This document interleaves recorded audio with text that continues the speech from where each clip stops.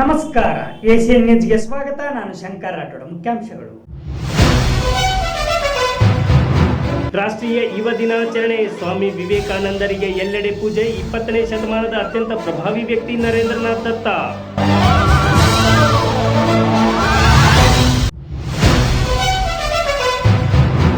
ಬೆನಹಾಳದ ಪ್ರಾಥಮಿಕ ಶಾಲೆಯಲ್ಲೂ ಸ್ವಾಮಿ ವಿವೇಕಾನಂದ ಜನ್ಮದಿನ. ಮಾಸ್ಕ್ ವಿತರಿಸಿ ರಾಷ್ಟ್ರೀಯ ಯುವ ದಿನಾಚರಣೆ.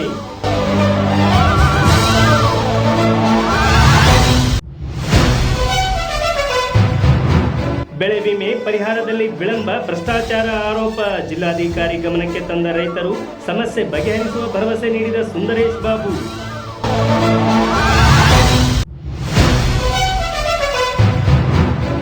ಹಿರೇಮಠ ಅವರಿಗೆ ನುಡಿ ನಮನ. ಬಸವ ಪ್ರಕಾಶನದಿಂದ ಆಯೇ ರೇವಡಿ ಸಂತಾಪ. ಚಂಪಾ ನಡೆದು ಬಂದ ಹಾದಿ ನೆನೆದು ಭಾವುಕ. ವಾರ್ತೆಗಳ ವಿವರ.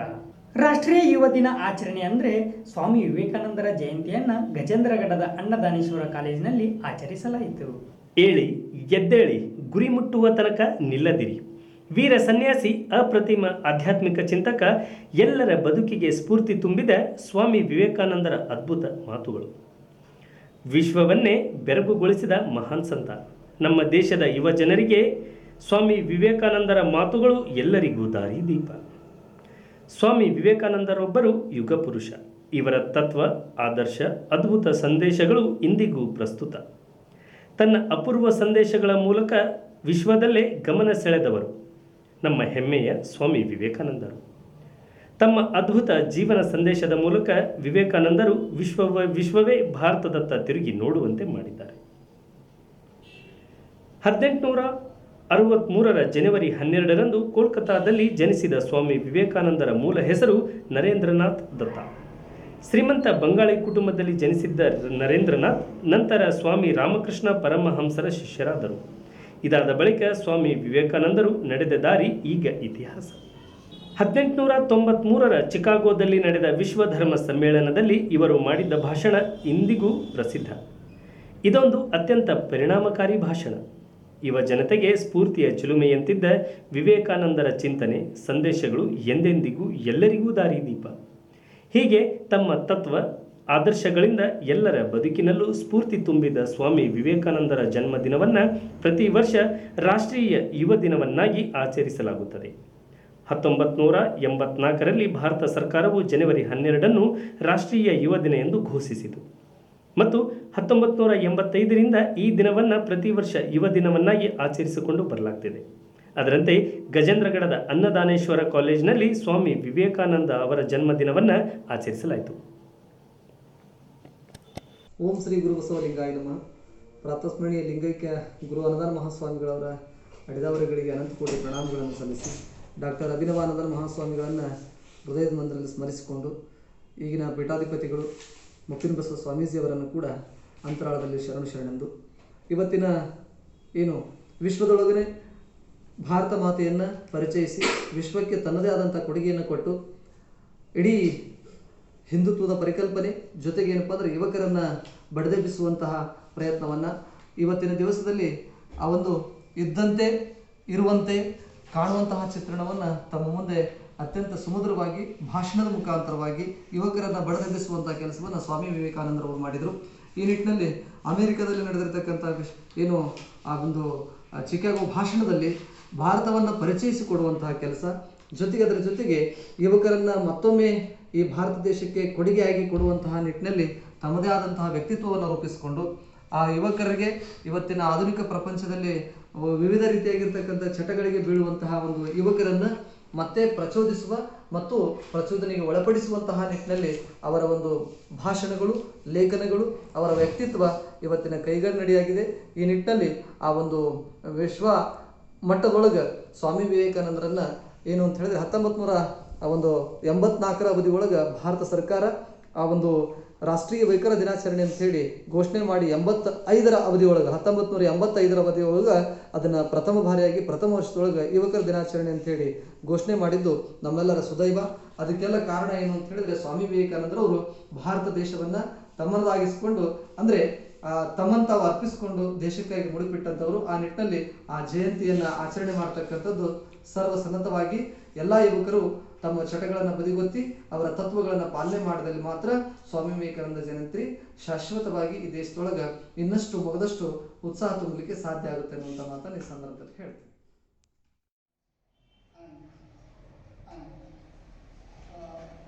Wish you all very happy 152nd birth anniversary of Swami Vivekananda. Many of you have spoken on this line.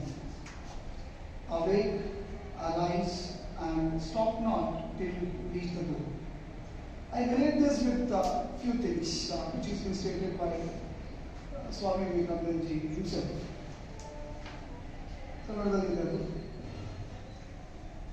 ಯಾರು ನಿಮ್ಮನ್ನ ಸಹಾಯ ಮಾಡಿರ್ತಾರೋ ಅವರನ್ನು ಮರಿಬಾರದು. So you should be awaking. ಯಾವಾಗಲೂ ನೆನಪಿಟ್ಕೋಬೇಕು, ಯಾವಾಗಲೂ ಎಚ್ಚರಿರಬೇಕು. ನಿಮ್ಮನ್ನ ಈ ಮಟ್ಟಿಗೆ ತಂದವರು ಯಾರು ಅಂತ ಕೇಳಿದಾಗ ನಿಮ್ಮ ತಂದೆ ತಾಯಿ, ನಿಮ್ಮ ಹಿರಿಯರು, ನಿಮ್ಮ ಗುರುಗಳು, ಅಥವಾ ಬೇರೆ ರೀತಿಯಿಂದ ನಿಮ್ಮನ್ನ ಈ ಸ್ಥಾನಕ್ಕೆ ತಲುಪಿಸಿದವರು ಅವರನ್ನು ನೀವು ಮರಿಬಾರದು. Why I am telling this? Let me be very practical to you. We have got a legislation, being in a law students, you should know this legislation, which is called as Senior Citizenship Act, Senior Citizen Act. ಅಂತ ಒಂದು act 2017 draft ಆಗಿ ನಮಗೆ ಬಂತು. ಕಾರಣ, ನಮ್ಮ ಈಗಿನ ಪೀಳಿಗೆ we talk about nonsense called generation gap. Come out of this. There is nothing called generation gap. ನಮ್ಮ ತಂದೆ ತಾಯಿನೂ ಹಂಗ ಇದ್ರು, ಹೇಗೆ ನಿಮ್ಮ ತಂದೆ ತಾಯಿ ಇದ್ದಾರೆ, ನೀವು ನಾಳೆ ಆದ ಪೊಸಿಷನ್ಗೆ ಹೋಗ್ತಿದ್ರೆ ನಾವೇನಿದ್ದೀವಿ ಈಗ. So you have to awake, ಎಚ್ಚರ ಆಗಬೇಕು ನಿಮಗೆ. There is nothing call generation gap. So ಸಹಾಯ ಮಾಡುವವ್ರನ್ನ ನಂಬಿಕೆ ಅಂದ್ರೆ ಸಹಾಯ ಮಾಡಿದವ್ರು ನಮ್ಮ ಮರಿಬಾರ್ದು ಅನ್ನೋಂಥದ್ದು ಒಂದು. Arise, this is what is arise from your seat ಅಂತ ಹೇಳ್ತೀವಂದ್ರೆ ಎದ್ದು ನಿಂದಿರಬೇಕು. ಅಲ್ಲೇ ಹೇಳ್ತಾರೆ, there is a relation again. One is said to be the person who has helped me, you should not forget it. The second part, which is very much related again to rise from the seat, is ನಿಮ್ಮನ್ನ ಯಾರು ನಂಬಿಕೆ ಇಟ್ಟುಕೊಂಡ, ನಿಮ್ಮನ್ನ ಯಾರು ಬಹಳ ಅರ್ಥದಾಗ ನೀವು ಯಾರನ್ನ ಪ್ರೀತಿಸ್ತೀರಿ ಅವ್ರು ನಿಮ್ಗೆ ದ್ವೇಷ ಮಾಡ್ತಾರೆ. You should not dishearten them. You should please them. You have to rise from your seat. ಯಾರೇ ಇರಲಿ, ಹೆಂಗೆ ಇರಲಿ. As one of your friends said, in the meet of Chicago, there was all monks had come from different parts of the world, and he referred them as brothers and sisters. Even words ಅವ್ರು ಹೇಳಿದಾಗ 2 ರಿಂದ 5 ನಿಮಿಷ ಚಪ್ಪಾಳೆ ನಿಲ್ಲಲೇ ಇಲ್ಲ. It was so loud. ಇಡೀ ವಿಶ್ವದಾಗ ಈಗೂ ಅದು ಶಬ್ದ ಕೇಳಿಸ್ತದೆ. So you have to live to that expectations. Preeti, I'm not talking about the Preeti what you do now. Please spare me for that. I'm not talking about that. ಸಂದೇಶಗಳನ್ನ ಅಳವಡಿಸಿಕೊಳ್ಳುವುದಂದ್ರೆ ನಮ್ಮ ಜೀವನ ಪಾವನ ಅಂತ ನಾನು ತಿಳ್ಕೊಳ್ತೇನೆ. ಅವರು ಸದಾಕಾಲ ಪ್ರಸ್ತುತ. ಅವ್ರಿಗೆ ನಾವು ಯೂತ್ ಆಫ್ ಐಕಾನ್ ಅಂತ ಹೇಳ್ಬೋದು. ಈಗಲೂ ಅವರು ಪ್ರಸ್ತುತ. ಯಾಕಂತಂದ್ರೆ ಈ ಮೋಟಿವೇಶನಲ್ ಸ್ಪೀಕರ್ಸ್ ಅಂತ ನಾವೇನು ಹೇಳ್ತೀವಿ, ಅದರಲ್ಲಿ ಅತ್ಯಂತ ಪ್ರಮುಖವಾಗಿ ಬರೋರಂದ್ರೆ ಶ್ರೀಕೃಷ್ಣ. ಮೊದಲು ನಾನು ಭಗವದ್ಗೀತೆಯಲ್ಲಿ ಹೇಳ್ತಾನಲ್ಲ, is a best and top most motivational speaker. ಅವ್ರ ನಂತರ ಬಂದದ್ದು ಸ್ವಾಮಿ ವಿವೇಕಾನಂದ ಅಂತ ನಾನು ತಿಳ್ಕೊಂಡೆ. ಅವ್ರ ಬಗ್ಗೆ ವಿದ್ಯಾರ್ಥಿ ಮಿತ್ರರು ಈಗಾಗಲೇ ಹೇಳಿದ್ದಾರೆ. ಅವನು ಬಿಟ್ಟು ಒಂದೆರಡು ಇನ್ಸಿಡೆಂಟ್ಸ್ ಅಷ್ಟೇ ಹೇಳ್ಬಿಡ್ತೇನೆ. ಅವ್ರು ಹೇಳ್ತಾರೆ, I am not in body but I am in voice. ಅಂದ್ರೆ ಅವರ ಮಾತುಗಳು ಅಥವಾ ಚಿಂತನೆಗಳಿಂದ ಅವರು ಇನ್ನೂ ಜೀವಂತವಾಗಿದ್ದಾರೆ. ಅವರ ಜೀವನದಲ್ಲಿರುವಂತಹ ಕೆಲವು ಘಟನೆಗಳನ್ನು ಹೇಳ್ಬೋದು. ಅವ್ರು ಎಷ್ಟು ಪ್ರಮುಖರು ಅಂತಂದ್ರೆ, ಬಹಳಷ್ಟು ಜನರಿಗೆ ಗುರುತಿದೆ, ಅದು ಗುರುತಿರದೆ ಇದ್ದವರು ತಿಳ್ಕೋಬಹುದು.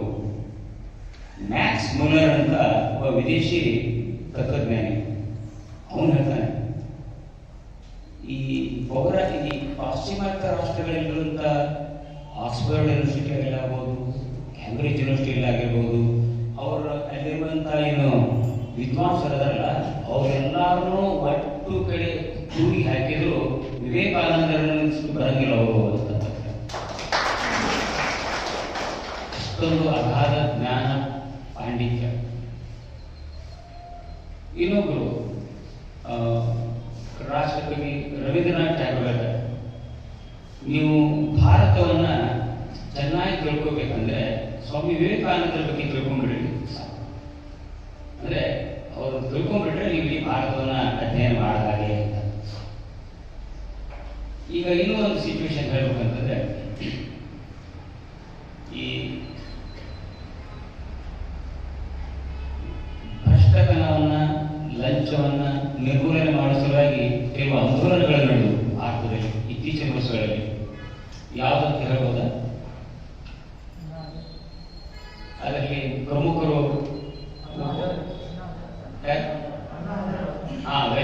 ಅಣ್ಣಾ ಹಜಾರೆ ಅವರು ಇಷ್ಟು ಪಾಪ್ಯುಲರ್ ಆಗ್ಯಾರ ನಿಮ್ಗೆ ಗೊತ್ತು. ಆದರೆ ಅವರ ಆರಕ್ಕೆ ಕಾರಣ ಯಾರಂದ್ರೆ ಸ್ವಾಮಿ ವಿವೇಕಾನಂದ. ಒಂದು ಘಟನೆ ಹೇಳ್ತೇನೆ. ಅಲ್ಲಿನವರು ತಮ್ಮ ಹುಟ್ಟೂರಿನಲ್ಲಿ ಈಗ ನಂದನವನವನ್ನೇ ಸೃಷ್ಟಿಸಿದ್ದಾರೆ. ಮೊದಲದು ಗೊಂಚಲು ಭೂಮಿ ಇತ್ತು, ಇವರು ಹೋದ್ಮೇಲೆ ಸಾಕಷ್ಟು ಬೆಳವಣಿಗೆಯನ್ನ ಮಾಡಿದ್ದಾರೆ. ಅವರು ತಮ್ಮ ಜೀವನದ ಕೆಲವು ಹಂತಗಳಲ್ಲಿ ಎಷ್ಟು ಖಿನ್ನತೆಯಿಂದ ನೊಂದುಕೊಂಡಿದ್ರಂದ್ರೆ, ಜೀವನ ಸಾಕನಾಗ ಜೀವನ ಎಂಡ್ ಮಾಡ್ಬೇಕಂತ ತಿಳ್ಕೊಂಡು ಇದ್ದೂರಾಗಿನ ಜೀವನ ಎಂಡ್ ಮಾಡ್ಕೊಂಡ್ರೆ ಜನರಿಗೆ ಗೊತ್ತಾಗುತ್ತೆ, ತಡಿಬಹುದು, ಅದಕ್ಕೆ ಬೇರೆ ಕಡೆ ಹೋಗಿ ಜೀವನ ಮುಗಿಸ್ಕೊಂಡ್ಬಿಡೋಣ ಅಂತ ಆತ್ಮಹತ್ಯೆ ಮಾಡ್ಕೊಳ್ಬೇಕನ್ನೋ ಒಂದು ಇರಾದೆಯಿಂದ ರೈಲ್ವೆ ಸ್ಟೇಷನ್ ಹೋಗ್ತಾರೆ. ರೈಲ್ವೆ ಸ್ಟೇಷನ್ ನಲ್ಲಿ ಕಾಯ್ತಾರೆ ಯಾವುದೋ ಒಂದು ಟ್ರೈನ್ ಎಲ್ಲೇ ಹೋಗಿ ಜೀವನ ಕೊನೆಗೊಳಿಸ್ಕೋಬೇಕಂತ. ಆದರೆ ಅದೃಷ್ಟವಶಾತ್ ಅಥವಾ ದುರಾದೃಷ್ಟವಶಾತ್ ಟ್ರೈನ್ ಲೇಟ್ ಇರ್ತದೆ. ಟ್ರೈನ್ ಲೇಟ್ ಇದ್ದಾಗ ಏನ್ ಮಾಡ್ಬೇಕು ಅಂತಂದು ಸುಮ್ಮನೆ ಕುಂತಿರ್ತಾರೆ. ಅಲ್ಲಿ ಬುಕ್ ಸ್ಟಾಲ್ ಇರ್ತೈತಿ. ಆ ಬುಕ್ ಸ್ಟಾಲ್ ನೋಡ್ತಾರೆ ಅಂದ್ರೆ ಟೈಮ್ ಪಾಸ್ ಮಾಡ್ಬೇಕು ಅಂತ ತಿಳ್ಕೊಂಡು ಇದ್ದಾಗ ಎಡ್ಗಣೆ ಇರ್ತೈತಿ. ಅಲ್ಲಿ ಸ್ವಾಮೀಜಿಯವರ ಕೆಲವು ಚಿಂತನೆಗಳ ಬಗ್ಗೆ ಎಂಟನೇ ಒಂದು ಪುಸ್ತಕ ಇರ್ತದೆ. ಅದನ್ನ ತಗೊಂಡು ಇನ್ನು ಓದ್ತಾರೆ. ಇಷ್ಟೊಂದು ಪ್ರಭಾವಶಾಲಿಯಾಗಿರ್ತಂದ್ರೆ ಅದನ್ನು ಓದಿದ ತಕ್ಷಣ ಅವ್ರಿಗೆ ಜೀವನ ಇರುವುದು ಸಹಾಯಕರ ಸದಾಕಾಲ ಹೋರಾಡಿ ಯಶಸ್ವಿಗೊಳಿಸಕ್ಕೆ ತಿಳ್ಕೊಂಡು ಅವರು ತಮ್ಮ ಜೀವನವನ್ನ ಪ್ರಾರಂಭಿಸ್ತಾರೆ. ಹಾಗಾಗಿ ಮುಂದೆ ಅವರು ಈ ರಾಜಕೀಯ ಜೀವನ ಅಂತ ಬರಲ್ಲ, ಈ ರೀತಿ ಸಮಾಜದ ಪರಿವರ್ತನಾ ಕಾರ್ಯಕ್ರಮದಲ್ಲಿ ತಮ್ಮನ್ನು ತೊಡಗಿಸಿದ್ದಾರೆ. ಇದು ನಿಮಗೆ ಗೊತ್ತಾಯ್ತು. ಹಾಗಾದ್ರೆ ಈ ರೀತಿ ಸ್ವಾಮಿ ವಿವೇಕಾನಂದರ 157ನೇ ಜನ್ಮ ದಿನಾಚರಣೆ ಹಾಗೂ 25ನೆಯ ರಾಷ್ಟ್ರೀಯ ಯುವ ದಿನದ ಶುಭಾಶಯಗಳನ್ನು ತಿಳಿಸ್ತಾ, ವೇದಿಕೆ ಮೇಲೆ ಆಸೀನರಾಗಿರುವಂಥ ಎಲ್ಲ ಗುರುಗಳೇ ಹಾಗೂ ವೇದಿಕೆ ಮುಂಭಾಗದಲ್ಲಿ ಆಸೀನರಾಗಿರುವಂಥ ಎಲ್ಲ ಸಹೋದರ ಸಹೋದರಿಯರು, ಜಗತ್ತಿನ ಇತಿಹಾಸದುದ್ದಕ್ಕೂ ಕೂಡ ಸಾಕಷ್ಟು ಕಾಲ್ಪುರುಷರು, ದಾರ್ಶನಿಕರು ಜನ್ಮವನ್ನು ತಾಳಿದ್ದಾರೆ. ಭಾರತದಲ್ಲಿಯೂ ಕೂಡ ಸಾಮಾಜಿಕ, ಧಾರ್ಮಿಕ ಸುಧಾರಣೆಗಾಗಿ ಸಾಕಷ್ಟು ಜನ ಜನ್ಮವನ್ನು ತಾಳಿದರು. ಸ್ವಾಮಿ ವಿವೇಕಾನಂದರು ಕೂಡ ಜನ್ಮವನ್ನು ತಾಳ್ತಾರೆ. ಅವರ ಹೆಸರನ್ನ ಹೇಳ್ತಾ ಇದ್ರೆ ನಮ್ಮಲ್ಲಿ ಒಂಥರ ರೋಮಾಂಚನವಾಗ್ತದೆ. ಯಾಕಂತಂದ್ರೆ ಇವತ್ತು ರಾಷ್ಟ್ರೀಯ ಯುವ ದಿನ ಅಂತ ಕರೀತಾ ಇದ್ದೀವಿ. ಯಾಕೆ ರಾಷ್ಟ್ರೀಯ ಯುವ ದಿನ ಅಂತ ಕರಿಬೇಕಂತಂದ್ರೆ, ಬಹುತೇಕ ಈ ದೇಶದ 70% ಯುವಕರೇ ಇದ್ದೀವಿ. ಯುವ ಸಮುದಾಯಕ್ಕೆ ಅವ್ರು ಹಾಕಿಕೊಟ್ಟಂತ ದಾರಿ ಏನಿದೆ, ಆ ದಾರಿ ಒಳಗಡೆ ನಾವು ನಡೆದ್ರೆ ಖಂಡಿತವಾಗಲೂ ನಮಗೆ ಗೆಲುವು ಸಿಗುತ್ತೆ ಅನ್ನುವಂಥ ಉದ್ದೇಶದಿಂದ ಭಾರತ ಸರ್ಕಾರ 1984 ಜನವರಿ 12ರಂದು ರಾಷ್ಟ್ರೀಯ ಯುವ ದಿನವನ್ನಾಗಿ ಸ್ವಾಮಿ ವಿವೇಕಾನಂದರ ಜನ್ಮದಿನವನ್ನು ಆಚರಣೆ ಮಾಡ್ತಾ ಬಂದಿದೆ. ಎದ್ದೇಳಿ ಗುರಿ ಮುಟ್ಟುವ ತನಕ ನಿಲ್ಬಾರ್ದಪ್ಪ ಅಂತ ಹೇಳ್ತಾರೆ. ಯಾರು? ಸ್ವಾಮಿ ವಿವೇಕಾನಂದರು. ಅಂದ್ರೆ ನಾವು ಒಂದು ಏನಾದರೂ ಸಾಧಿಸ್ತಾ ಇದೀವಿ ಅಂತಂದ್ರೆ, ಆ ದಾರಿ ಒಳಗೆ ಹೊಂಟಿದೀವಿ ಅಂದ್ರೆ ಏನಾದರೂ ಅಡೆತಡೆಗಳು ಬಂದರೂ ಕೂಡ ಅದನ್ನ ನಾವು ಎದುರಿಸಿಕೊಂಡು ಮುನ್ನುಗ್ಗೋಣ. ಆ ಗುರಿಯನ್ನ ಎಷ್ಟೇ ಕಷ್ಟ ಬಂದರೂ ಕೂಡ ನಾವು ಅದನ್ನ ಸಾಧಿಸೋಣ ಅನ್ನುವಂತ ಉದ್ದೇಶದಿಂದ ಆ ಮಾತನ್ನು ಹೇಳ್ತಾರೆ. ಆದರೆ ಭಾರತ ದೇಶದಲ್ಲಿ ಅಣ್ಣ ತಮ್ಮಂದಿರೇ ಹಾಗೂ ಅಕ್ಕ ತಂಗಿಯರೇ ಅಂತ ಹೇಳ್ತಾರೆ. ಇವರು ವಿದೇಶದಲ್ಲಿ ಯಾಕೆ ಇಂಗ್ಲಿಷ್ ಭಾಷೆಯಲ್ಲಿ ಮಾತನಾಡಿದ್ರಪ್ಪ ಅಂತಂದ್ರೆ ಅವರ ಮಾತೃಭಾಷೆಯಲ್ಲಿ ಮಾತನಾಡೋದು ಇವರಿಗೇನು ದೊಡ್ಡ ವಿಷಯ ಆಗಿರಲಿಲ್ಲ. ಅಂದ್ರೆ ಅವ್ರ ಭಾಷೆಯಲ್ಲಿ ಯಾಕೆ ಮಾತಾಡಿದ್ರಪ್ಪ ಅಂತಂದ್ರೆ ಅವರಿಗೆ ಅರ್ಥ ಆಗುವಂತ ಭಾಷೆಯಲ್ಲಿ ನಮಗೆ ಬರುವಂತ ಭಾಷೆಯಲ್ಲಿ ನಾವು ಮಾತನಾಡಿದಾಗ ನಮ್ಮಲ್ಲಿರುವಂತ ವಿಚಾರಗಳು ನೇರವಾಗಿ ಅವರ ತೆರೆಗೆ ಹೋಗ್ತವೆ ಮತ್ತು ಅವರ ಮಾತೃಭಾಷೆಯಲ್ಲಿ ನಾವು ಮಾತನಾಡಿದಾಗ ನಮ್ಮಲ್ಲಿರುವಂತ ವಿಚಾರಗಳು ನೇರವಾಗಿ ಅವರ ಹೃದಯಕ್ಕೆ ಹೋಗ್ತವೆ. ಹಾಗಾಗಿ ಅವರು ಅದೇ ದೇಶದ ಭಾಷೆಯಲ್ಲಿ ಮಾತನಾಡಿ ಸುಮಾರು ಈ 5 ಪದಗಳನ್ನು ಉಪಯೋಗಿಸಿ 2 ನಿಮಿಷಕ್ಕೂ ಅತಿ ಹೆಚ್ಚು ಕಾಲದವರೆಗೆ ಚಪ್ಪಾಳೆಯನ್ನು ಹೊಡೆಸಿಕೊಂಡು ಇಡೀ ವಿದೇಶಿ ಪ್ರಜೆಗಳ ಹೃದಯವನ್ನು ಗೆದ್ದು ಅಲ್ಲಿಯೇ ಅನೇಕ ಪಾಶ್ಚಿಮಾತ್ಯ ಪ್ರಜೆಗಳನ್ನು ತಮ್ಮ ಅನುಯಾಯಿಗಳನ್ನಾಗಿ ಮಾಡಿಕೊಳ್ತಾರೆ. ಈ ವ್ಯಕ್ತಿ 1863 ಜನವರಿ 12ರಂದು ಪಶ್ಚಿಮ ಬಂಗಾಳದ ಕೋಲ್ಕತ್ತಾದಲ್ಲಿ ವಿಶ್ವನಾಥ ದತ್ತ ಮತ್ತು ಭುವನೇಶ್ವರಿ ದೇವಿಯ 9 ಮಕ್ಕಳಲ್ಲಿ ಇವರು ಕೂಡ ಒಬ್ಬರಾಗಿ ಜನಿಸುತ್ತಾರೆ. ಇವರ ತಂದೆ ಹೈಕೋರ್ಟಿನ ವಕೀಲರಾಗಿರ್ತಾರೆ. ಇವರ ತಾಯಿ ದೈವಭಕ್ತಿ ಮತ್ತು ಗೃಹಿಣಿಯಾಗಿರುತ್ತಾರೆ. ಇವರು ಶ್ರೀರಾಮಕೃಷ್ಣ ಪರಮಹಂಸರ ಶಿಷ್ಯರಾಗಿರುತ್ತಾರೆ. ಇವರಿಗೆ ದೇವರಿದ್ದಾನೆ ಎಂಬ ಒಂದು ಅನುಮಾನ ಮೂಡಿದಾಗ ಈ ಸ್ವಾಮಿ ವಿವೇಕಾನಂದರು ದಕ್ಷಿಣೇಶ್ವರಕ್ಕೆ ಹೋಗಿ ರಾಮಕೃಷ್ಣ ಪರಮಹಂಸರೊಂದಿಗೆ ಮಾತನಾಡಿ ತದನಂತರ ದೇವರಿದ್ದಾನೆ ಎಂಬ ಒಂದು ನಂಬಿಕೆ ಉಂಟಾದ ಮೇಲೆ ಇವರು ರಾಮಕೃಷ್ಣ ಪರಮಹಂಸರಿಂದ ಸನ್ಯಾಸತ್ವವನ್ನು ಪಡೆಯುತ್ತಾರೆ. ತದನಂತರ ರಾಮಕೃಷ್ಣ ಪರಮಹಂಸರು ಅವರು ಹೊಂದಿದಂತ ಅನೇಕ ಶಿಷ್ಯರನ್ನು ಮತ್ತು ಅನುಯಾಯಿಗಳನ್ನು ಇವರ ಜವಾಬ್ದಾರಿಯಾಗಿ ಕೊಡುತ್ತಾರೆ. ಹೀಗೆ ಸ್ವಾಮಿ ವಿವೇಕಾನಂದರು ಚಿಕಾಗೋದಲ್ಲಿ ನಡೆದಂತಹ ವಿಶ್ವಧರ್ಮ ಸಮ್ಮೇಳನದಲ್ಲಿ ತಮ್ಮ ಭಾಷಣವನ್ನು ಮುಗಿಸಿ ತದನಂತರ ಆ ವಿದೇಶಿ ಪ್ರಜೆ ಸ್ವಾಮಿ ವಿವೇಕಾನಂದರಿಗೆ ಕೇಳ್ತಾರೆ, ಸ್ವಾಮಿ ವಿವೇಕಾನಂದವರೇ, ಇಡೀ ವಿಶ್ವದಲ್ಲಿಯೇ ನಿಮ್ಮ ಪ್ರಕಾರ ಶ್ರೇಷ್ಠ ಗ್ರಂಥ ಯಾವುದು ಅಂದಾಗ ಸ್ವಾಮಿ ವಿವೇಕಾನಂದರು ಬಹಳ ಸ್ಪಷ್ಟವಾಗಿ ಸರಳವಾಗಿ ಉತ್ತರವನ್ನು ಕೊಡ್ತಾರೆ. ಅದ್ಯಾವ ರೀತಿ ಇರುತ್ತಪ್ಪ ಅಂತಂದ್ರೆ, ಇಲ್ಲಿ ನೋಡಿ, ನೀವಿಟ್ಟಂತಹ ಎಲ್ಲ ಧರ್ಮ ಗ್ರಂಥಗಳು ಭಗವದ್ಗೀತೆಯ ಮೇಲೆ ನಿಂತಿವೆ. ಹಾಗಾಗಿ ಇಡೀ ವಿಶ್ವದಲ್ಲಿಯೇ ನನ್ನ ಭಗವದ್ಗೀತೆ ಶ್ರೇಷ್ಠ ಗ್ರಂಥ. ಇನ್ನುಳಿದ ಗ್ರಂಥಗಳಿಗೆ ನನ್ನ ಭಗವದ್ಗೀತೆ ಬುನಾದಿಯಾಗಿದೆ. ಹಾಗಾಗಿ ಇಡೀ ವಿಶ್ವದಲ್ಲಿಯೇ ಭಗವದ್ಗೀತೆ ಶ್ರೇಷ್ಠವಾದಂತಹ ಗೀತೆ. ಇತ್ತ ರೋಣ ತಾಲೂಕಿನ ಬೆನಹಾಳ ಗ್ರಾಮದಲ್ಲೂ ಸ್ವಾಮಿ ವಿವೇಕಾನಂದ ಜಯಂತಿ ಆಚರಿಸಲಾಯಿತು. ರೋಣ ತಾಲೂಕಿನ ಬೆನಹಾಳದ ಸರ್ಕಾರಿ ಹಿರಿಯ ಪ್ರಾಥಮಿಕ ಪ್ರೌಢಶಾಲೆಯಲ್ಲಿ ಸ್ವಾಮಿ ವಿವೇಕಾನಂದರ ಜಯಂತಿ ಆಚರಿಸಲಾಯಿತು. ಎಕ್ಸೈಡ್ ಲೈಫ್ ಇನ್ಶೂರೆನ್ಸ್ ಕಂಪನಿಯ ಬೆಂಗಳೂರು ಶಾಖೆಯ deputy general manager Chidanand P ಹಾಗೂ ಮಂಜು ಪಾಟೀಲ್, ಶ್ರೀ BC ಪಾಟೀಲ್, ಪ್ರೌಢಶಾಲೆ ಗೌರವಾಧ್ಯಕ್ಷ HB ಜಂಗಣ್ಣವರ ನೇತೃತ್ವದಲ್ಲಿ ಉಚಿತ ಮಾಸ್ಕ್ ವಿತರಿಸಲಾಯಿತು. ಈ ಮೂಲಕ ರಾಷ್ಟ್ರೀಯ ಯುವ ದಿನವನ್ನು ಅರ್ಥಪೂರ್ಣವಾಗಿ ಆಚರಿಸಲಾಯಿತು. ಶಾಲಾ ಸಿಬ್ಬಂದಿ ಮತ್ತು ವಿದ್ಯಾರ್ಥಿನಿಯರಿಗೆ ಮಾಸ್ಕ್ ವಿತರಿಸಲಾಯಿತು. ಕಾರ್ಯಕ್ರಮದಲ್ಲಿ ಪ್ರಧಾನ ಗುರುಗಳಾದ ಶ್ರೀ N ಜೋಗಿ ಭಾಗವಹಿಸಿದರು ಹಾಗೂ BT ಅಡ್ನೂರ್, SP ಚನ್ನಪ್ಪ ಗೌಡ್ರ, US Pattanashetti, MI Mulla, DN ಗುಡೂರ್, MY ಅರಳಿ ಹಾಗೂ NI ಹಂದ್ಲಿ ಭಾಗವಹಿಸಿದರು. ಬೆಳೆ ವಿಮೆ, ಬೆಳೆ ಪರಿಹಾರ ವಿಳಂಬ ಮತ್ತು ಭ್ರಷ್ಟಾಚಾರದ ಬಗ್ಗೆ ಗದಗ ಜಿಲ್ಲಾಧಿಕಾರಿ ಸುಂದರೇಶ್ ಬಾಬು ಅವರನ್ನು ಭೇಟಿಯಾದ ರೈತರು ಸಮಸ್ಯೆ ಬಗೆಹರಿಸುವಂತೆ ಮನವಿ ಮಾಡಿದರು. ಮನವಿಗೆ ಸ್ಪಂದಿಸಿದ ಜಿಲ್ಲಾಧಿಕಾರಿ ಶೀಘ್ರವಾಗಿ ಸಮಸ್ಯೆ ಬಗೆಹರಿಸುವ ಭರವಸೆ ನೀಡಿದ್ದಾರೆ. ಕೇಂದ್ರ ಮತ್ತು ರಾಜ್ಯ ಸರ್ಕಾರಗಳು ರೈತರ ಅನುಕೂಲಕ್ಕಾಗಿ ಕೆಲ ಯೋಜನೆಗಳನ್ನು ಜಾರಿಗೆ ತಂದಿದೆ. ರೈತರು ತಮ್ಮ ಜಮೀನುಗಳಲ್ಲಿ ಬೆಳೆದ ಬೆಳೆಗೆ ವಿಮೆ ನೀಡುತ್ತದೆ. ಜೊತೆಗೆ ಅತಿವೃಷ್ಟಿ ಮತ್ತು ಅನಾವೃಷ್ಟಿಯಿಂದ ಬೆಳೆ ಹಾನಿಯಾಗಲಿದೆ. ಕೆಲವೊಮ್ಮೆ ಹೆಚ್ಚಿನ ಬಿಸಿಲಿನಿಂದ ಬೆಳೆ ಹಾನಿಯಾದರೆ ಕೆಲವೊಮ್ಮೆ ಮಳೆಯಿಂದ ಹಾನಿಯಾಗುವುದುಂಟು. ಇದನ್ನು ಗಮನಿಸಿದ ಸರ್ಕಾರಗಳು ರೈತರ ನೆರವಿಗೆ ಧಾವಿಸಿವೆ. ಅದುವೇ ಬೆಳೆ ವಿಮೆ ಮತ್ತು ಬೆಳೆ ಪರಿಹಾರ ನೀಡುತ್ತದೆ. ಆದರೆ ಗದಗ ಜಿಲ್ಲೆಯಲ್ಲಿ ಈ ಬೆಳೆ ವಿಮೆ ಮತ್ತು ಬೆಳೆ ಪರಿಹಾರ ವಿಳಂಬವಾಗುತ್ತಿದೆ. ಜೊತೆಗೆ ಭ್ರಷ್ಟಾಚಾರ ಸಹ ನಡೆಯುತ್ತಿದೆ ಎಂಬ ಆರೋಪ ಕೇಳಿಬಂದಿದೆ.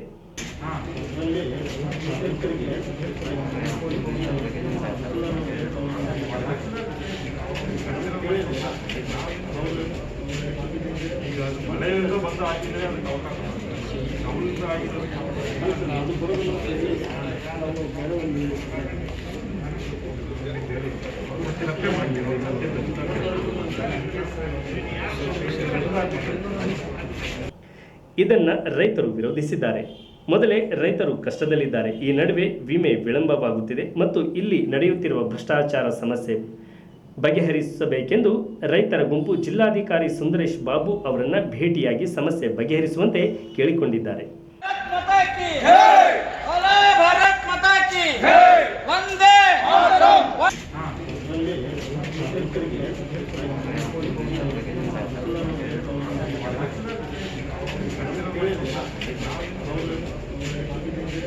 ಮಳೆಯಿಂದ ಬಂದು ಹಾಕಿದರೆ ಅದಕ್ಕೆ ಅವಕಾಶ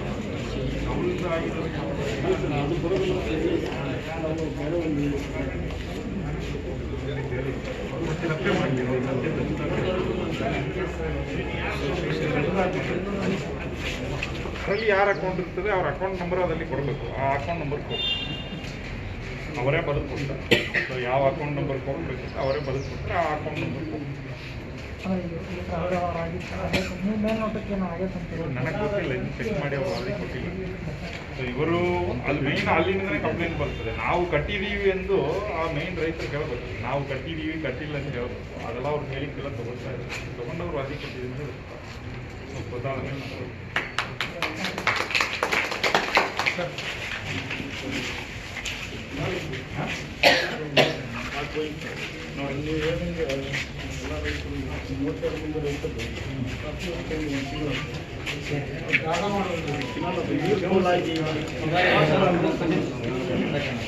ನೋಡೋಣ, ಅದಕ್ಕೆ ಪರಿಹಾರ ಕೊಡ್ಲಿಕ್ಕೆ ಅವಕಾಶ ಇಲ್ಲ ಅಂತ ಹೇಳ್ತಾರೆ. ನಿಮ್ಗೆ ಕೆಲಸ ಏನು ಮಾಡಬೇಕು ಅದ್ರ ಬಗ್ಗೆ ಎಸ್ಟಿಮೇಟ್ ಮಾಡಿ ಕಳಿಸಿದ್ದಾರೆ. ಕೆಲಸ ಆ ಸವಾಲಾಗಿರೋದ್ರ ಬಗ್ಗೆ ಹೇಳ್ತಾರೆ. ಆ ಸವಾಲಾಗಿರೋದಕ್ಕೆ ಇದು ಪರಿಹಾರ ಕೊಡ್ಲಿಕ್ಕೆ ಅವಕಾಶ ಇಲ್ಲ ಅಂತ ಹೇಳ್ತಾರೆ.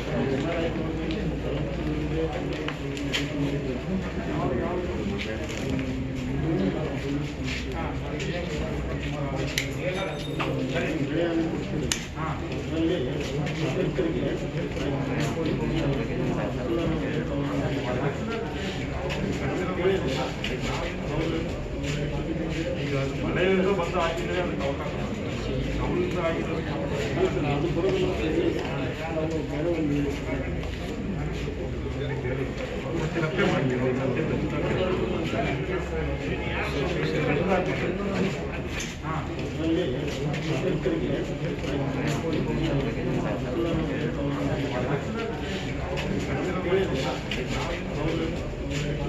ಈಗ ಮಳೆಯಿಂದ ಬಂದು ಹಾಕಿದರೆ ಅದಕ್ಕೆ ಅವಕಾಶ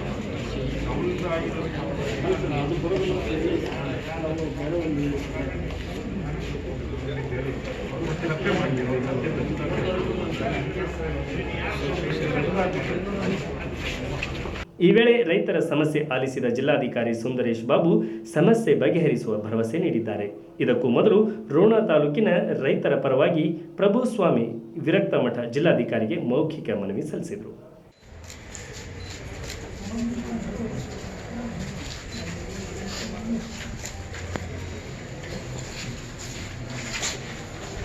ಬಸವ ಪ್ರಕಾಶನದ ವತಿಯಿಂದ ಐರೇಡಿಯವರು ನಿಧನರಾದ ಚಂಪಾ ಮತ್ತು ಜಾನಪದ ಕಲಾವಿದ ಬಸಲಿಂಗಯ್ಯ ಅವರಿಗೆ ನುಡಿ ನಮನ ಸಲ್ಲಿಸಿದರು. ಮೈಸೂರು ಮಠದಲ್ಲಿ ಬಸವ ಪ್ರಕಾಶನ ಮತ್ತು ಕನ್ನಡ ಮನಸ್ಸುಗಳು ಒಂದಾಗಿದ್ದವು.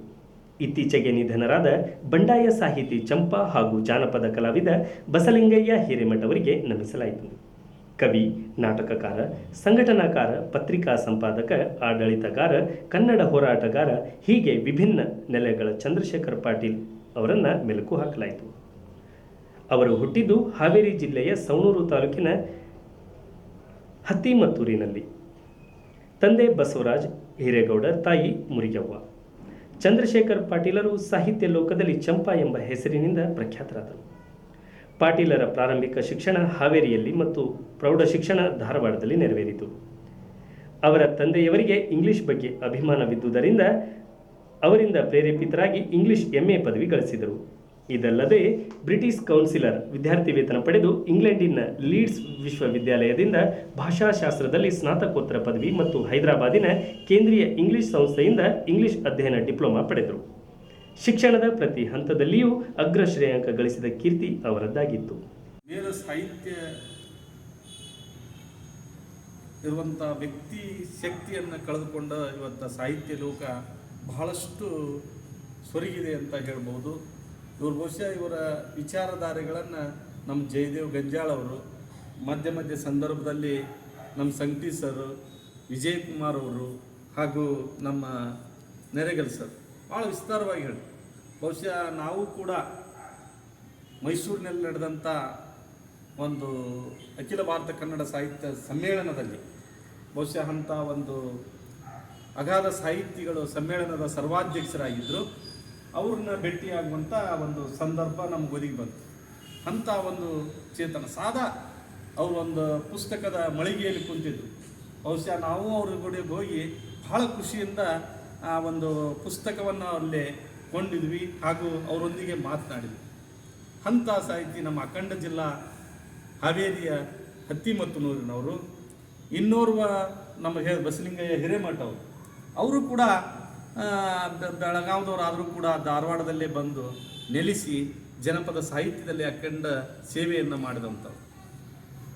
ಇವರ ಅಗಲಿಕೆ ಬಹಳಷ್ಟು ಸಾಹಿತ್ಯ ಲೋಕಕ್ಕೆ ಒಂದು ನಷ್ಟ. ಬಹುಶಃ ಚಂಪಾ ಅವರ ಬಗ್ಗೆ ಹೇಳ್ತಾ ಕನ್ನಡ ಬರ್ರಿ ನಮ್ಮ ಸಂಗಡ, ನಾವೆಲ್ಲರೂ ಕೂಡಿ ಕನ್ನಡವನ್ನು ಕಟ್ಟೋಣ, ಸವಿಗನ್ನಡವನ್ನು ಬೆಳೆಸೋಣ ಅನ್ನೋದನ್ನು ಮಾತನ್ನು ನಾವೆಲ್ಲ ಒಂದು ಮಕ್ಕಳಲ್ಲಿ ಎಲ್ಲರಲ್ಲಿ ಕೂಡ ಈ ವಾಕ್ಯವನ್ನು ಕೇಳ್ತೀವಿ. ಅಷ್ಟೇ ಅಲ್ಲದೆ ಹೋರಾಟದಲ್ಲಿ ಬಹುಶಃ ಗೋಕಾಕ್ ಚಳವಳಿಯಲ್ಲಿ ಪ್ರಮುಖ ಪಾತ್ರವನ್ನು ವಹಿಸಿರುವಂಥ ಸಂದರ್ಭ ಆಗಿರಬೇಕು. ಅಥವಾ ಕನ್ನಡ ಯಾವುದೇ ವಿಚಾರ ಬರಲಿ, ಕನ್ನಡ ನಾಡು ನುಡಿ ಜಲ ಅಂತಿದ್ದಾಗ ಚಂಪಾ ಅವರದಂದ್ರೆ ಅದರ ಒಂದು ಗಟ್ಟಿತನನ ಬೇರೆ. ಬಹುಶಃ ಅವ್ರ ಒಂದು ಮಹತ್ವ ಅದನ್ನೆಲ್ಲ ಕೇಳಕ್ಕೆ ಕುಂತು ಅಂದ್ರೆ ಅಲ್ಲೇ ಒಂದು ಚೈತನ್ಯ ಬರ್ತಿತ್ತು ಮತ್ತು ಅದಕ್ಕೊಂದು ಮೆರುಗು ಬರ್ತಿತ್ತು. ಅಂಥ ಅದ್ಭುತ ವ್ಯಕ್ತಿ ಶಕ್ತಿಯನ್ನು ನಾವಿವತ್ತು ಕಳ್ಕೊಂಡ್ವಿ. ಆಗಲೇ ಇದ್ರ ಸಂದರ್ಭದಲ್ಲಿ ಹೇಳ್ತಾ ಅವರು ಇಲ್ಲೇ ಏನಪ್ಪ ಅಂತಂದ್ರೆ ಒಂದು ಜಯದೇವ್ ಅವ್ರ ಹತ್ತಿ ಒಂದು 8 ವರ್ಷ ಅವರೊಂದು ಸಂಬಂಧವನ್ನು ಹೇಳಿದರು. ಸಂಕ್ರಮಣ ಒಂದು ಮಾಸಪತ್ರಿಕೆಯಲ್ಲಿ ಅವರ ಒಂದು ಸಂದರ್ಭದಲ್ಲಿ ಅವರೊಂದಿರುವಂಥ ಒಡನಾಟ ಬಹುಶಃ 1964ರಿಂದ ಇಲ್ಲಿವರೆಗೂ ಕೂಡ ಆ ಒಂದು ಸಂಕ್ರಮಣ ಮಾಸಪತ್ರಿಕೆಯನ್ನು ಅವರು ಹೇಳ್ತಾರೆ. ಪ್ರತಿ ಸಾಹಿತ್ಯವನ್ನು ಬೆಳೆಸಲಿಕ್ಕೆ ಮತ್ತು ಯುವಕರಿಗಾಗಿ ಮತ್ತು ಸಾಹಿತ್ಯದ ಕನ್ನಡ ಬೆಳವಣಿಗೆಗಾಗಿ ಅನೇಕ ಒಂದು ವಿಚಾರಗಳನ್ನು ಬೆಳೆಸುವಂಥ ಒಂದು ಕಾಲಘಟ್ಟದಲ್ಲಿ ಆ ಪತ್ರಿಕೆಯನ್ನು ಬರ್ತೈತಿ. ಮತ್ತು ಅವರು ಮೊನ್ನೆ ತಾನೇ ಅವರ ಒಂದು ಇದರಲ್ಲಿ ಹೇಳ್ತಾರೆ, ಅವರು ಧರ್ಮಪತ್ನಿ ಅವರು ಜೊತೆಗಾರಿಕೆಯನ್ನು ಆರಿಸಿದ್ದು ಜಾನಪದ ವಿದ್ವಾಂಸಿಯನ್ನು, ಜಾನಪದ ಕಲಾವಿದೆಯನ್ನು. ಇವರು ಸುಮಾರು 1958ರಲ್ಲಿ ಜನಿಸಿ 30ರಿಂದ 40 ವರ್ಷಗಳ ಕಾಲ ಜಾನಪದ ಪ್ರಕಾರಗಳಲ್ಲಿ ಕೆಲವೊಂದಿಷ್ಟು ಗೀತೆಗಳನ್ನು ಹಾಡುತ್ತಾ, ಜೊತೆಗೆ ಭಾವಗೀತೆಗಳನ್ನು ಹಾಡುತ್ತಾ ಸುಮಾರು 4000ಕ್ಕೂ ಅಧಿಕ ಹಾಡುಗಳನ್ನು ಹಾಡಿ ತಮ್ಮದೇ ಆದಂಥ ಕೊಡುಗೆಯನ್ನು ಜಾನಪದ ಕ್ಷೇತ್ರಕ್ಕೆ ಕೊಟ್ಟಿದ್ದಾರೆ ಅಂತ ಹೇಳಲಿಕ್ಕೆ ನನಗೆ ಭಾಳ ಹೆಮ್ಮೆ ಅನ್ನಿಸ್ತಾ ಇದೆ. ಆದರೆ ಅವರು 2 ದಿವಸಗಳ ಹಿಂದೆ, ಚಂಪಾ ಅವ್ರಿಗಿಂತ ಮೊದಲು 1 ದಿವಸ ಅವರು ನಮ್ಮನ್ನು ಅಗಲಿದ್ರು ಅಂತಂದರೆ ಜಾನಪದ ಕ್ಷೇತ್ರಕ್ಕೆ ಒಂದು ಇದ್ದಂಥ ಕೊಂಡಿಯನ್ನು ಕಳಚಿದ್ರು ಅಂತ ನಾವು ಹೇಳಲಿಕ್ಕೆ ದುಃಖ ಅನ್ನಿಸ್ತಾ ಇದೆ. ಈ ಅವರ ಮನೆಯವರಿಗೆ ಒಬ್ಬ ಪುತ್ರ ಮಾತ್ರ ಅವ್ರ ಮನೆಯವರಿಗೆ ದುಃಖ ಭರಿಸುವಂಥ ಅಭಿಮಾನ ದೊಡ್ಡದು. ಧಾರವಾಡ ಜಿಲ್ಲೆಯ ಸವಣೂರು ತಾಲೂಕಿನ ಹತ್ತಿಮತ್ತೂರಿನಲ್ಲಿ ಹೊತ್ತಿರ್ತಕ್ಕಂಥ ಈ ದೀಪ ನಾಡಿನಾದ್ಯಂತ ಕನ್ನಡ ಜ್ಯೋತಿಯನ್ನು ಬೆಳಗಿಸ್ತಕ್ಕಂಥ ಕೀರ್ತಿ ಅದು ಯಾರಿಗಾರು ಸಲ್ತಾಗಿದ್ದರೆ ಅದು ಚಂಪಾರೂರು ಅಂತಕ್ಕಂಥದ್ದು ನಮ್ಮ ಅಭಿಮಾನದ ಮಾತು. ಕನ್ನಡದ ಕಂಪು, ಕನ್ನಡದ ಸಂಪು, ಕನ್ನಡದ ತಂಪು ಇವೇನಾದರೂ ಸಲ್ಲೋಗಿದ್ರು ಅದು ಚಂಪಾರಿಗೆ ಮಾತ್ರ. ಅಂತಹ ಒಂದು ಕಿರೀಟಧಾರಿಯನ್ನು ಹೊಂದಿರತಕ್ಕಂಥ ಚಂದ್ರಶೇಖರ್ ಪಾಟೀಲ್ರವರು ಇವತ್ತು ನಮ್ಮೊಂದಿಗೆ ಇರಲಿಕ್ಕಿಲ್ಲ. ಆದರೆ ಅವರು ಹಾಕಿಕೊಟ್ಟಿರ್ತಕ್ಕಂಥ ಒಂದು ಈ ಸಾಹಿತ್ಯ ಕ್ಷೇತ್ರಕ್ಕೆ ಕೊಟ್ಟಿರ್ತಕ್ಕಂಥ ಏನು ಗುರಿಗಳಲ್ಲ ಅವೆಲ್ಲವನ್ನು ನಾವೆಲ್ಲ ನಮ್ಮ ಜೀವನದೊಳಗೆ ಅಳವಡಿಸ್ಕೊಳ್ಬೇಕು. ಅವರ ಬದುಕೇ ಬರಹವಾಗಿತ್ತು. ಬಹುಶಃ ನಾವು ಮಹಾತ್ಮ ಗಾಂಧೀಜಿಯವರನ್ನು ನಾವು ನೆನೆಸಿದ್ರೆ my life is my message ಅಂತಾರೆ ಅವರು. ಹಾಗೆ ಇವರು ಕೂಡ ಇವರ ಬದುಕೇ ಇವರ ಬರಹ ಅಂತು, ಬರಹವೇ ಬದುಕಾಗಿತ್ತು. ಹಾಗೆ ನಾವು ಕೂಡ ಈ ಒಂದು ಸಾಹಿತ್ಯ ಕ್ಷೇತ್ರದಲ್ಲಿ ನಮ್ಮನ್ನು ನಾವು ತೊಡಗಿಸಿಕೊಳ್ಳೋದ್ರ ಮೂಲಕ ಇಂತಹ ಮಹಾನ್ ಸಾಹಿತ್ಯಗಳು ಕೊಟ್ಟಿರ್ತಕ್ಕಂಥ ಕನ್ನಡ ಕ್ಷೇತ್ರವನ್ನು ಮತ್ತಷ್ಟು ಶ್ರೀಮಂತಗೊಳಿಸಲಿಕ್ಕೆ ನಾವೆಲ್ಲರೂ ಪ್ರಾಮಾಣಿಕವಾಗಿ ಪ್ರಯತ್ನವನ್ನು ಮಾಡೋಣ. ಬಹುಶಃ ಅವರಷ್ಟು ಆಗಲಿಕ್ಕಿಲ್ಲ, ಆದಾಗ್ಯೂ ಕೂಡ ನಮ್ಮಿಂದ ಎಷ್ಟು ಸಾಧ್ಯತೆ ಅಷ್ಟನ್ನಾದರೂ ನಾವು ಮಾಡೋಕ್ಕೆ ಪ್ರಯತ್ನವನ್ನು ಮಾಡೋಣ. ಬಹುಶಃ ಸರ್ ಹೇಳಿದ್ರು ಇವರು ಇಂಗ್ಲೀಷ್ ಪ್ರಾಧ್ಯಾಪಕರಂತೆ. ಬಹುಶಃ ಕನ್ನಡ ಸಾಹಿತ್ಯ ಪರಿಷತ್ತನ್ನು ಶ್ರೀಮಂತಗೊಳಿಸಿರ್ತಕ್ಕಂಥ ಅನೇಕ ಸಾಹಿತ್ಯಗಳಲ್ಲಿ ಇಂಗ್ಲೀಷ್ ಪ್ರಾಧ್ಯಾಪಕರೇ ಭಾಳ ಇದ್ದಾರೆ. ಹಾಗಾಗಿ ನಾವು ಕನ್ನಡಿಗರಾಗಿ ನಾವು ಏನು ಮಾಡೋಕ್ಕಾಗಿದೆ, ಅವ್ರಿಗಿಂತಲೂ ಇನ್ನೂ ಹೆಚ್ಚು ಮಾಡೋಕ್ಕಾಗಲಿಲ್ಲ ಅನ್ನೋ ಕಡೆಗೆ ಅವರಷ್ಟಾದರೂ ಮಾಡಲಿಕ್ಕೆ ಪ್ರಯತ್ನವನ್ನು ಮಾಡಬೇಕು ಅಂತಕ್ಕಂಥದ್ದು ನನ್ನ ಒಂದು ಉದ್ದೇಶ. ಇಂತಹ ಚಂದ್ರಶೇಖರ್ ಪಾಟೀಲ್ರವರ ಒಂದು ನೇರ, ನಿಷ್ಠುರ ಮತ್ತು ಕ್ರಾಂತಿಕಾರಿ ಇಂತಹ ಸಂದೇಶಗಳನ್ನು ನಾವು ಕೂಡ ಸಮಯ ಸಂದರ್ಭ ನೋಡಿಕೊಂಡು ಅವುಗಳನ್ನು ಅಳವಡಿಸಿಕೊಂಡು ಪ್ರಾಮಾಣಿಕವಾಗಿರ್ತಕ್ಕಂಥ ಸಾಹಿತ್ಯ ಕ್ಷೇತ್ರಕ್ಕೆ ಚಂದ್ರಶೇಖರ್ ಪಾಟೀಲರು ಉತ್ತರ ಕರ್ನಾಟಕದ ಸಾಂಸ್ಕೃತಿಕ ರಾಜಧಾನಿ ಎನಿಸಿಕೊಂಡಿರುವ ಧಾರವಾಡದಲ್ಲಿದ್ದಾಗಿನಿಂದಲೂ ಕನ್ನಡ ಪರ ಕಾಳಜಿ ವಹಿಸಿ ಕನ್ನಡ ಪರ ಹೋರಾಟವನ್ನು ನಡೆಸುತ್ತಾ ಬಂದವರು. ಹಲವಾರು ಸಂಘಟನೆಗಳಲ್ಲಿ ಪ್ರಮುಖ ಪಾತ್ರ ವಹಿಸಿದವರು. ರಾಜ್ಯ ಬಂಡಾಯ ಸಾಹಿತ್ಯ ಸಂಘಟನೆಯ ಸಂಚಾಲಕರಾಗಿ, ಅಖಿಲ ಕರ್ನಾಟಕ ಕೇಂದ್ರ ಕನ್ನಡ ಕ್ರಿಯಾ ಸಮಿತಿಯ ಪ್ರಧಾನ ಕಾರ್ಯದರ್ಶಿಯಾಗಿ, ಧಾರವಾಡದ ನಾಟಕಕೂಟದ ಕಾರ್ಯದರ್ಶಿಯಾಗಿ, ಮ್ಯಾಳ ನಾಟಕ ಸಂಘದ ಕಾರ್ಯಾಧ್ಯಕ್ಷರಾಗಿ, ಕರ್ನಾಟಕ ವಿಶ್ವವಿದ್ಯಾಲಯದ ವಿಶ್ವಚೇತನ ಸಾಂಸ್ಕೃತಿಕ ವೇದಿಕೆಯ ನಿಯೋಜಕರಾಗಿ, ಹೀಗೆ ಹಲವು 10 ಸಂಘಟನೆಗಳಲ್ಲೂ, ಗೋಕಾಕ್ ಚಳವಳಿ ಮುಂತಾದ ಅನೇಕ ಜನಪರ ಚಳವಳಿಗಳಲ್ಲೂ ತಮ್ಮನ್ನು ತಾವು ತೊಡಗಿಸಿಕೊಂಡವರು. ತುರ್ತು ಪರಿಸ್ಥಿತಿಯ ಸಂದರ್ಭದಲ್ಲಿ 26 ದಿನ 25 ರಾತ್ರಿ ಜೈಲು ವಾಸವನ್ನು ಅನುಭವಿಸಿದವರು ಎಂದು ಅಯ್ಯ ರೇವಡಿಯವರು ಚಂಪಾ ಅವರ ಜೀವನವನ್ನು ಮೆಲುಕು ಹಾಕಿದರು. ಆದರೆ ಸರ್ ಆ್ಯಕ್ಚುಲಿ ಮೂಲತಃ ಇಂಗ್ಲೀಷ್ ಪ್ರೊಫೆಸರ್. ಆ್ಯಕ್ಚುಲಿ ಇವರು ಧಾರವಾಡದಲ್ಲಿ ಸ್ನಾತಕೋತ್ತರ ಪದವಿಯನ್ನು ಪಡೆದಿದ್ದು ಇಂಗ್ಲೀಷ್ ವಿಷಯದಲ್ಲಿ. ಆದರೆ ಹೆಂಗೆ ಕುವೆಂಪುರವ್ರನ್ನ ಕೂಡ ನೋಡಿರ್ಬೋದು, ಇವತ್ತು ಪ್ರಮುಖ ಸಾಹಿತ್ಯ ಆಗಿರ್ಬೋದು ಕುವೆಂಪುರವರು, ಆದರೆ ಅವರ ಮೂಲ ಬಂದ್ಬಿಟ್ಟು ಇಂಗ್ಲೀಷು. ಅವರು ಆ್ಯಕ್ಚುಲಿ ಫಸ್ಟ್ ಬರೆಯೋದು ಬಿಗಿನರ್ಸ್ ಮ್ಯೂಸ್ ಅಂತಕ್ಕಂಥ ಒಂದು ಕೃತಿಯನ್ನು ಬರೀತಾರೆ. ಅಲ್ಲಿ ಜಾನ್ ರಸ್ಕಿನ್ ಅಂತಕ್ಕಂಥವ್ರು ಅವ್ರಿಗೆ ಕನ್ನಡದಲ್ಲಿ ಸಾಹಿತ್ಯವನ್ನು ರಚನೆ ಮಾಡಿರ್ತಕ್ಕಂಥ ಒಂದು ಉತ್ತೇಜಕ ಮಾತುಗಳನ್ನು ನಡೆದಾಗ ಅವ್ರು ಕನ್ನಡದ ಕಡೆ ತಿರುಗ್ತಾರೆ.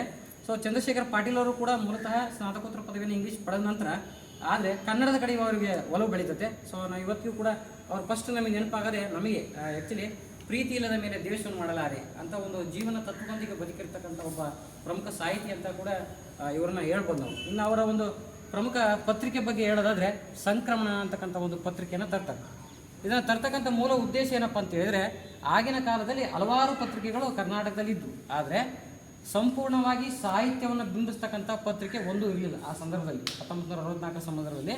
ಸೊ ಅದಕ್ಕೋಸ್ಕರ ಸಂಪೂರ್ಣವಾಗಿ ಸಾಹಿತ್ಯವನ್ನು ಬರೀತಕ್ಕಂಥ ಪ್ರಮುಖ ವ್ಯಕ್ತಿಗಳಿಗೆ ಅವಕಾಶ ಸಿಗಬೇಕು, ಕನ್ನಡ ಇನ್ನೂ ಹೆಚ್ಚೆಚ್ಚು ಪ್ರಸಿದ್ಧಿಯನ್ನು ಪಡಿಬೇಕು, ನಮ್ಮ ಭಾಷೆ ಬೆಳಿಬೇಕು ಅನ್ನೋದಕ್ಕೋಸ್ಕರ 1964ರಲ್ಲಿ ಸಂಕ್ರಮಣ ಅಂತಕ್ಕಂಥ ಪತ್ರಿಕೆಯನ್ನು ತರಬೇಕು ಅಂತೇಳಿ ನಮ್ಮ ರೋಣ ತಾಲೂಕಿನವರಾಗಿರ್ತಕ್ಕಂಥ ಅವರ ವಯೋರಾಗಿರ್ತಕ್ಕಂಥ ಪ್ರಮುಖ ಸಾಹಿತ್ಯ ಆಗಿರ್ತಕ್ಕಂಥ ಗೀರೆಡ್ಡಿ ಗೋವಿಂದರಾಜು, ಇಲ್ಲೇ ಸಮೀಪದ ಅಬ್ಬಿಗೇರಿ ಗ್ರಾಮದವರು.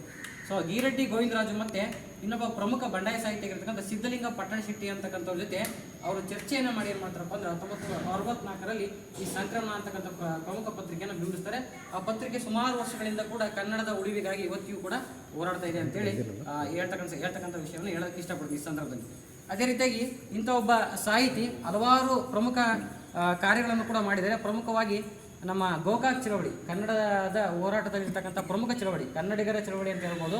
ಅಂಥ ಒಂದು ಪ್ರಸಿದ್ಧ ಚಳವಳಿಯಲ್ಲಿ ಚಂದ್ರಶೇಖರ್ ಪಾಟೀಲ್ ಅವರ ಪಾತ್ರ ಕೂಡ ಪ್ರಮುಖವಾಗಿತ್ತು ಅಂತ ಹೇಳ್ಬೋದು. ಅದೇ ರೀತಿಯಾಗಿ ಕನ್ನಡ ಭಾಷೆಗೆ ಶಾಸ್ತ್ರೀಯ ಸ್ಥಾನಮಾನ ದೊರಕೋದಕ್ಕೋಸ್ಕರ ಹಲವಾರು ಹೋರಾಟಗಾರರು ಹೋರಾಟ ಮಾಡಿದ್ದಾರೆ. ಅದರಲ್ಲಿ ಚಂದ್ರಶೇಖರ್ ಪಾಟೀಲ್ ಅವರು ಕೂಡ ಒಬ್ಬ ಪ್ರಮುಖ ವ್ಯಕ್ತಿ ಅಂತೇಳಿ ಈ ಸಂದರ್ಭದಲ್ಲಿ ನೆನೆಸ್ಬೋದು. ಅವರು ಮ್ಯಾಳ ಅಂತಕ್ಕಂಥ ಒಂದು ನಾಟಕದಲ್ಲಿ ಅದಕ್ಕೆ ಕಾರ್ಯಾಧ್ಯಕ್ಷರಾಗಿ ಕೂಡ ಕೆಲಸವನ್ನು ಮಾಡಿದ್ದಾರೆ ಧಾರವಾಡದಲ್ಲಿ. ಅನಂತರ ಅವರು ಧಾರವಾಡದಿಂದಲೇ ತಮ್ಮ ಕನ್ನಡ ಪರ ಹೋರಾಟವನ್ನು ಶುರು ಮಾಡಿದ್ದು. ಅದರಲ್ಲೂ ನಮ್ಮ ಉತ್ತರ ಕರ್ನಾಟಕ ಭಾಗದವರು ಅಂತಕ್ಕಂಥದ್ದು ಕೂಡ ಒಂದು ಹೆಮ್ಮೆಯ ವಿಚಾರ. ಅದೇ ರೀತಿಯಾಗಿ ಇವರ ಸಾಹಿತ್ಯಕ್ಕೆ ಬಂದರೆ ನಾವು ಇವರು ಹಲವಾರು ಕಾವ್ಯಗಳನ್ನು ಕೂಡ ರಚನೆ ಮಾಡಿದ್ದಾರೆ. ಅದರಲ್ಲಿ ಪ್ರಮುಖವಾಗಿ ಶಾಲ್ಮ್ಯಾಲ ನನ್ನ ಶಾಲ್ಮಲ ನನ್ನ ಶಾಲ್ಮಲ ಅಂತೇಳಿ, ಅನಂತರ ಬಿಂದುಲಿ ಅಂತ, ಅನಂತರ ಬಾನುಲಿ ಅಂತಕ್ಕಂಥದ್ದೊಂದು, ಅನಂತರ ಗಾಂಧಿ ಸ್ಮರಣೆ, ಹೀಗೆ ಹಲವಾರು ಪ್ರಮುಖ ಕಾವ್ಯಗಳನ್ನು ರಚನೆ ಮಾಡಿದ್ದಾರೆ. ಅದೇ ರೀತಿಯಾಗಿ ಇವರು ನಾಟಕ ಪರಂಪರೆಯಲ್ಲೂ ಕೂಡ ನಾಟಕ ಕೂಡ ತಮ್ಮದೇ ಆಗಿರ್ತಕ್ಕಂಥ ಕೆಲವೊಂದು ಕೊಡುಗೆಗಳನ್ನು ಕೊಟ್ಟಿದ್ದಾರೆ. ಕನ್ನಡ ಸಾಹಿತ್ಯ ಲೋಕಕ್ಕೆ ಒಂದು ಕಪ್ಪು ಚುಕ್ಕೆ, ಅದು ಮರೆಯಲಾಗುವಂಥದ್ದು ಅಂತ ಇಲ್ಲಿ ನೆನಪಿಸ್ಕೊಳ್ಳೋಕ್ಕೆ ಪ್ರಯತ್ನ ಮಾಡ್ತಾರೆ. ಅವರ ಆತ್ಮೀಯತೆ ಸುಮಾರು 8 ವರ್ಷಗಳಷ್ಟು ಹಳೆಯದು. ಅವರು ಸಂಕ್ರಮಣ ಸಾಹಿತ್ಯ ಅಂತೇಳಿ ಸಂಕ್ರಮಣ ಪತ್ರಿಕೆ ಇದು ಮಾಡ್ತಿದ್ರು. ಅದರೊಳಗೆ ಆ ಸ್ಪರ್ಧೆದೊಳಗೆ ಸತತ 8 ವರ್ಷ ನಾನು ಅವರಲ್ಲಿ ಭಾಗವಹಿಸಿದ್ದೇನೆ. ಪ್ರಶಸ್ತಿಯನ್ನು ಕೂಡ ಕೊಟ್ಟಿದ್ದಾರೆ. ಅವರು ಯಾವುದೇ ರೀತಿಯಲ್ಲಿ ಸಾಹಿತ್ಯಕ್ಕೆ ತುಂಬ ಪ್ರೋತ್ಸಾಹ ನೀಡಿದರು. ಒಂದೇ ರೀತಿಯಲ್ಲ, ಕನ್ನಡ ಬರ್ರಿ ಸಂಗಡ ಅಂತ ಅಗದಿ ಆತ್ಮೀಯತೆಯಿಂದ ಅವರು ನಮ್ಮನ್ನು ಕರಿತಿದ್ರು. ಅಂಥ ಒಬ್ಬ ಸಾಹಿತಿ, ಬಂಡಾಯ ಸಾಹಿತಿ ಇವತ್ತು ನಮ್ಮನ್ನೆಲ್ಲ ಅಗಲಿ ಹೋಗಿದ್ದಾರೆ. ಅವರನ್ನು ನಾವೆಲ್ಲ ಅವರ ಸಾಹಿತ್ಯದ ಮೂಲಕನೇ ನಾವು ಅವರನ್ನು ಜೀವಂತವಾಗಿಸಲು ಪ್ರಯತ್ನಿಸೋಣ ಅಂತ ಈ ಸಂದರ್ಭದಲ್ಲಿ ಬಹಳಷ್ಟು ಅವರ ಅಭಿಮಾನಿಗಳು ಮತ್ತು ಸಾಕಷ್ಟು ಈ ಬಂಡಾಯ ಸಾಹಿತ್ಯ ಇರ್ಬೋದು, ಈ ಅನೇಕ ಸಾಹಿತ್ಯ ಪ್ರಕಾರಗಳಲ್ಲಿ ಸಾಕಷ್ಟು ಅನುಭವವನ್ನು ಹೊಂದಿದಂಥ ಚಂದ್ರಶೇಖರ್ ಪಾಟೀಲ್ರವರು ನಿಧನದಿಂದ ಈ ಸಾಹಿತ್ಯ ಲೋಕ ಭಾಳಷ್ಟು ಬರಡಾಗಿದೆ. ಬಹುತೇಕ ಕರ್ನಾಟಕದಾದ್ಯಂತ ದೇಶಾದ್ಯಂತ ಅವರ ಶಿಷ್ಯಂದಿರು ಅವರ ಅಭಿಮಾನಿಗಳೆಲ್ಲದರ ಸಾಹಿತ್ಯಾಭಿಮಾನಿಗಳು ಎಲ್ಲರೂ ಸಹಿತ ಸಂತಾಪ ಸೂಚಕ ಸಭೆಗಳನ್ನು, ನುಡಿನಮನ ಕಾರ್ಯಕ್ರಮಗಳನ್ನು, ಭಾವಪೂರ್ಣ ಶ್ರದ್ಧಾಂಜಲಿ ಕಾರ್ಯಕ್ರಮಗಳನ್ನು ದೇಶಾದ್ಯಂತ ನಾಡಿನಾದ್ಯಂತ ಆಚರಿಸಿದ್ದು, ಆ ಒಂದು ಕಾರ್ಯಕ್ರಮವನ್ನು ಮಾಡಿದ್ದು, ಕಣ್ಣೀರಿಟ್ಟು ಅವರೆಲ್ಲ ಅಭಿಮಾನಿಗಳು ಹಾಗೆ ಬಹುತೇಕ ಘನ ಸರ್ಕಾರದವರು ಸಹಿತ ಅವರಿಗೆ ಗೌರವವನ್ನು ಸಲ್ಲಿಸಿದ್ದು, ನಿನ್ನೆ ಅವರ ಅಂತ್ಯ ಸಂಸ್ಕಾರವು ನಡೆದಿದ್ದು ನಾವೆಲ್ಲ. ಕಲಾವಿದರಾದ BS ಕೊಪ್ಪದ್, ಜಯದೇವ ಗಂಜಿಹಾಳ್ ಅವರು ನಿಧನರಾದ ಜಾನಪದ ಕಲಾವಿದ ಬಸಲಿಂಗಯ್ಯ ಹಿರೇಮಠ ಅವರ ಗುಣಗಾನ ಮಾಡಿದರು. Vijay Kumar DR, SS Naregal, BV Munavalli, HR ಭಜೇಂದ್ರಿ, KG ಸಂಟಿ, NS Savanur, MS Makandar ಉಪಸ್ಥಿತರಿದ್ದರು. ಈಗ ಮತ್ತೊಮ್ಮೆ ಮುಖ್ಯಾಂಶಗಳು. ರಾಷ್ಟ್ರೀಯ ಯುವ ದಿನಾಚರಣೆ, ಸ್ವಾಮಿ ವಿವೇಕಾನಂದರಿಗೆ ಎಲ್ಲೆಡೆ ಪೂಜೆ. 20ನೇ ಶತಮಾನದ ಅತ್ಯಂತ ಪ್ರಭಾವಿ ವ್ಯಕ್ತಿ ನರೇಂದ್ರನಾಥ್ ದತ್ತ.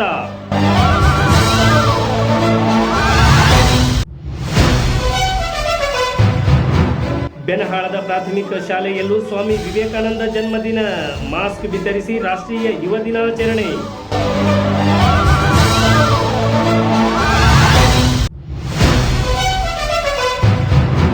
ಬೆಳೆ ವಿಮೆ ಪರಿಹಾರದಲ್ಲಿ ವಿಳಂಬ, ಭ್ರಷ್ಟಾಚಾರ ಆರೋಪ. ಜಿಲ್ಲಾಧಿಕಾರಿ ಗಮನಕ್ಕೆ ತಂದ ರೈತರು, ಸಮಸ್ಯೆ ಬಗೆಹರಿಸುವ ಭರವಸೆ ನೀಡಿದ ಸುಂದರೇಶ್ ಬಾಬು.